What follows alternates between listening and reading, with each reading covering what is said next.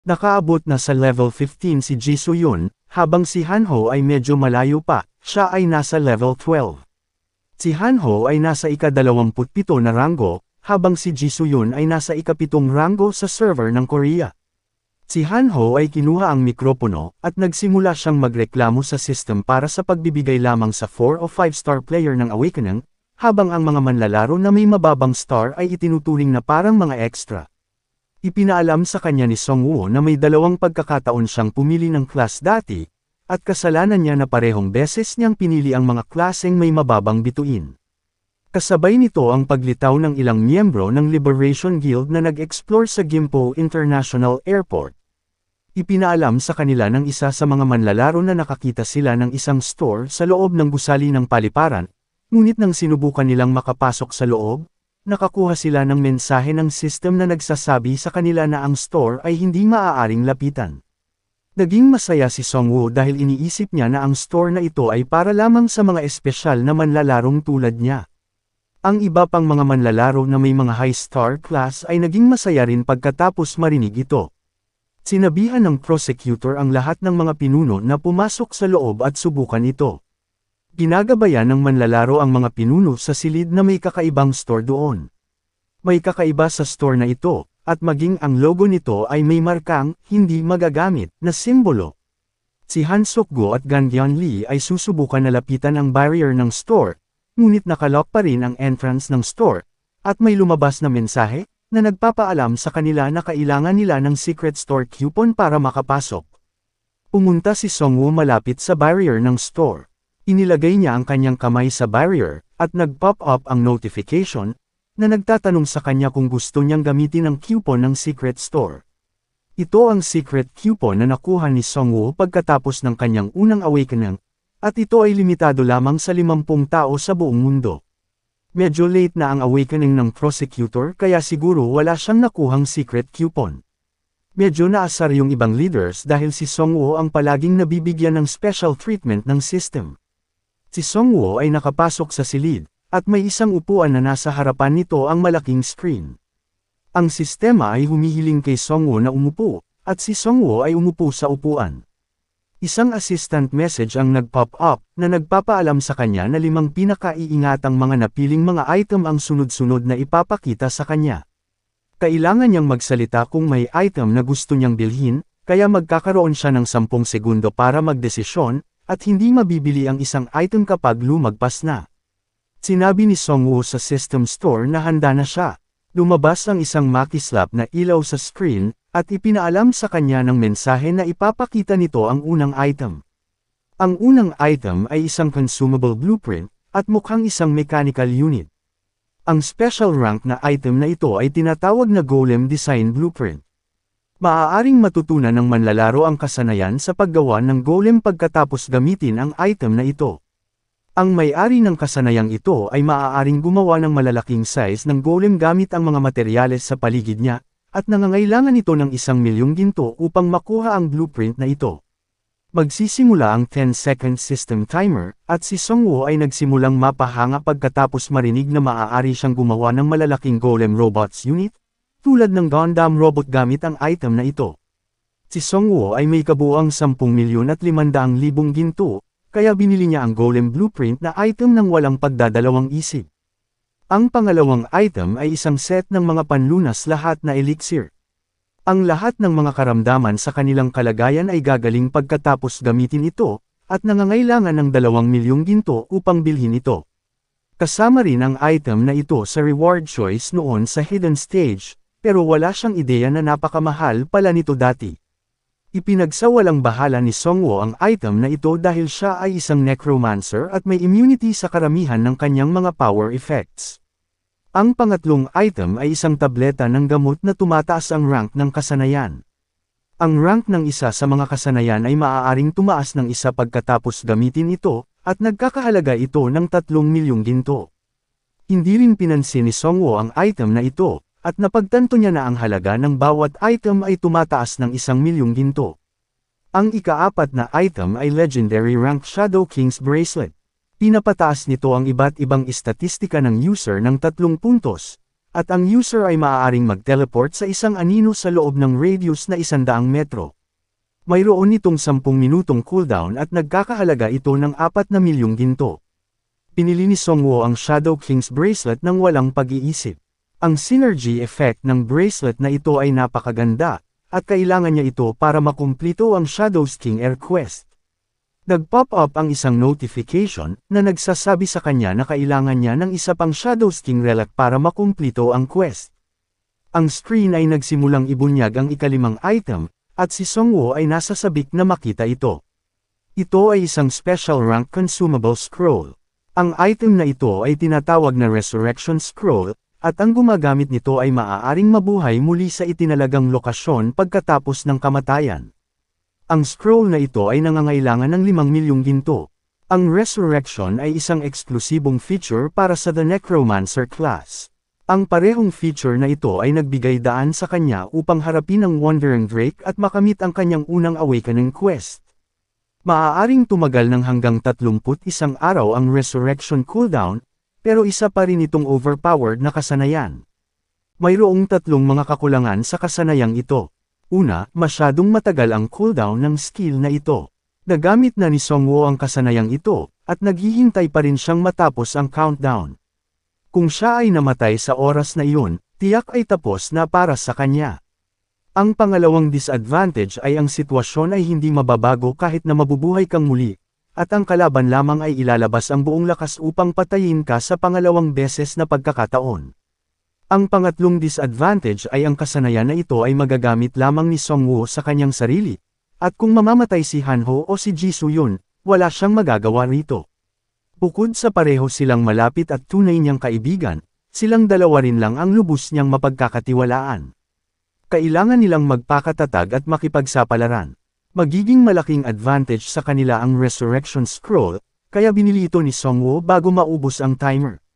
Pinili ni Songwoo ang lahat ng kailangan niya, at nagsimula siyang ibalik ng store sa gusali. Pagkatapos ng digmaan laban sa mga orc, itinatag ng prosecutor ang Capital City Player Union. Ang Liberation Guild at ang mga manlalaro mula sa bayan ni Songwoo ay nagpatuloy sa pag-grind sa kanilang level. Kasabay nito, nag-e-enjoy si Songwoo at ang kanyang team sa kanilang bakasyon. Nangangalap ng impormasyon si Songwoo dahil mas magiging mahirap ang mga laban na gagawin nila sa hinaharap. Lumapit sa kanila ang Griffin Rider, at ipinaalam niya sa kanila na nagpakita na ang mga pirata. Sinabi ni Jisoo na ito ang senyales na tapos na ang short vacation nila. Ipinaalam ni Songwoo sa prosecutor ang tungkol dito, at tinanong niya si Songwoo kung paano niya haharapin ang mga pirata. Ipinaalam sa kanya ni Songwoo na ang pinakamahusay ay labanan sila sa karagatan bago sila makadaong. Sinabi ni Hanho na hindi na sana lumusab ang mga pirata sa pangalawang pagkakataon kung mayroon silang gumaganang mga utak. Sinabi ni Ji Soo-yeon na dapat silang mag-ingat dahil susubukan ng mga pirata na lapitan sila ng may ibang diskarte ngayon, dahil alam na nila ang tungkol kay Songwoo. Kung ang mga pirata na iyon ay naglalayo na sakupin ang Korea, kung gayon ay nakakuha sila ng maraming impormasyon mula sa mga livestream o sa pamamagitan ng pagkidnap sa iba pang mga manlalaro kung maaari. Tinanong ni Ji Soo-yeon si Songwoo kung naisip na niya kung paano kakalabanin ang mga pirata. Wala pang naiisip na plano si Songwoo, pero may plano pa rin daw siya. Ang mga pirata na ito ay isang grupo ng mga Mandar-ambong na pinalaya sa mainland ng China. Tinawag nila ang kanilang sarili na Lord General Heaven, Lord General Earth, at Lord General People. Sinabi sa kanila ni Hanho na narinig na niya ang mga pangalang ito sa mga Chinese games, at tinutukoy niya ang Yellow Turban Rebellion. Matapos imbestigahan ang mga personnel ng mga pirata, nalaman ni Songwoo na lahat sila ay na-brainwash at kumikilos na parang mga tagasunod sa kanilang amo. Sinabi sa kanila ni Ji Soo-yeon na ang Yellow Turban Rebellion ay isa ring makasaysayang kaganapan kung saan pinangunahan ng isang pinuno ang mga tagasunod niya na sakupin ang mundo, at tila pamilyar ang sitwasyong ito. Narinig ni Songwoo ang ilang pirata na nag-uusap tungkol sa isang makamandag na alak ng centipede, na marahil ang catalyst nito ang ginagamit para sa pagbi-brainwash. Sinabi ng prosecutor na mukhang delikado ang kanilang pinuno at dapat siyang kalabanin muna. O di kaya kahit papaano nailigaw siya sa kanila, maaari siyang bumalik kasama ang higit pang mga sundalo gamit ang kanyang kasanayan sa pagbi-brainwash. Sinabi ni Songwo na dapat silang magsimulang magtungo sa Gaedang Island muna, at sa pagkakataong ito, sina Ji So-yun at Han Ho ay sasamahan siya. Ipinatawag ni Songwo ang kanyang mga wyvern para sa paglalakbay, ngunit sinabi ni Han Ho na mas gusto niya ang sigurong kaligtasan na sumakay sa isang chopper. Tiniyak sa kanya ng batang babae na ang kanyang lumilipad na griffin ay ligtas, kaya dapat siyang lumipad kasama niya. Sinabi ni Ji So-yun na masaya rin ang pagsakay sa mga wyvern, pero sumagot si Han Ho sa pagsasabing masaya ito para sa kanya dahil siya ay nasa Physical Education Department. Nang malapit nang umalis sila Songwo, sinabi sa kanya ng prosecutor na ipagkakatiwala niya ang mga pirata sa kanya. Sinabi ni Songwo na hindi kailangang mag-alala tungkol sa mga pirata, ngunit hindi niya malalaman kung ano ang maaaring gawin ng Evolution Society sa kanyang pagkawala. Kaya, dapat silang maghanda ng mabuti para sa anumang uri ng pag-atake. May katatagan ang prosecutor at ipinaalam kay Songwo na mag-iipon sila ng mas maraming manpower hanggat maaari upang maghanda para sa Evolution Society. Pagkagabi, dumating si Songwo at ang kanyang team sa Gaedang Island. Tinanong ni Songwo ang isang mangingisda kung sigurado siyang nakita niya ang mga barko ng mga pirata.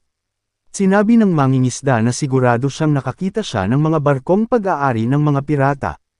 Ang anak na babae ng mangingisda ay nagtanong muli sa kanya kung siya ay sigurado, at ang mangingisda ay tumugon sa pagsasabing ang kanyang tiyuhin, na dating leader, ay kinain ng isa sa kanilang mga halimaw na ibon. Kaya, sigurado siya tungkol dito. Ang lalaking ito ay si Lee Muyon, at siya ang bagong leader ng Gaedang Island. Sa sobrang sama ng loob nila laban sa mga pirata, ay labis na iniwan nila ang pangangaso ng mga halimaw at nagsimulang magmatyag bilang mga bantay sa baybayin. Sinabi ni Lee Muyon na humigit kumulang 12 oras na ang nakalipas mula nang umikot sila sa isla. Pagkatapos, pumunta sila sa baybayin ng Ganghwa Island.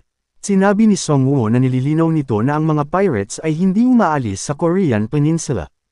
Sinabi ni Ji So-yun na hindi nila maaaring alisin ang posibilidad na mapunta sila sa ibang mga lokasyon. Dagdag pa, maaari silang makarating sa katimugang bahagi ng peninsula at pagkatapos ay aatake doon.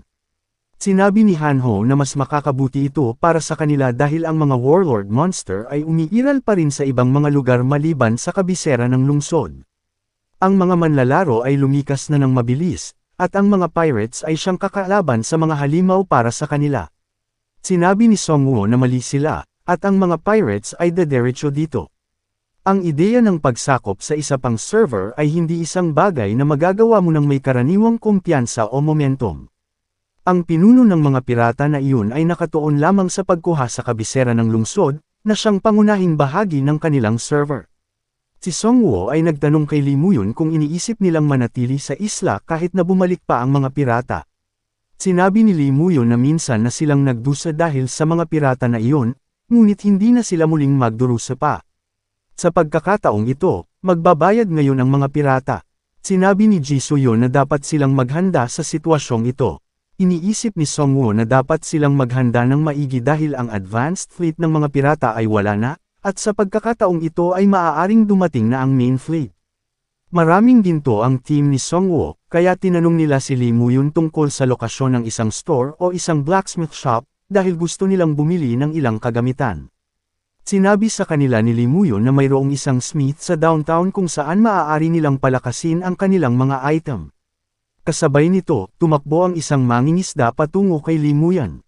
Ipinaalam sa kanila ng mangingisda na ang mga pirata ay nagsama-sama na. Nagtitipon sila sa isang isla sa kabilang area kung saan naghahanda silang salakayin sila. Ipinaalam ni Lee Muyon kay Songwo na masyadong mabilis ang nangyayari, at hindi pa sila handa. Iniisip ni Songwo na kakaiba ang kinikilos ng mga pirata, at dapat ay nakarating sila sa isang lugar sa loob ng bansa sa halip na nasa kabilang isla.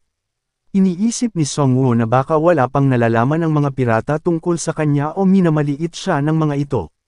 Nang gabing iyon, isang barko ang naglalayag sa karagatan. Nagsalita ang isang manlalaro na may mikropono na sinasabi niya sa kanilang lahat kung ano ang kanilang gagawin.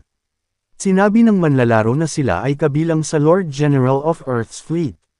Nakasalukuyan silang nasa gitna ng karagatan ngayon. Sinabihan niya ang lalaki na mag-ingat dahil ang karagatan ay puno ng mga kakilakilabot na halimaw. Pagkatapos tumawid sa malaimpyernong karagatan na ito, sila ay lalapag sa Korean Peninsula upang sakupin ang lupaing iyon. Tinatawag sila ng mga taga-Chinese second server na mga duwag dahil tumakas sila doon ng walang maayos na laban. Pero sa sandaling babalik sila sa server ng China pagkatapos sakupin ang Korea, sila ang pinakamalaking banta sa lahat. Sinabi ng player na may might na matutupad ang kahilingan ng kanilang Lord of Heaven sa Korea. Ngunit ang Korea ay may masamang kontrabida na tinatawag na The Necromancer, na pumatay sa kanilang advanced fleet nang hindi nagpapakita ng anumang uri ng awa. Gayunpaman, ang ganoong sitwasyon ay hindi mangyayari sa pangalawang pagkakataon dahil ang kanilang mahusay na fleet ay sasakupan ang lupain ng Korea. Nagkaroon ng motibasyon ang mga pirata, at nagsimula silang magsaya para sa kanilang Lord General Heaven.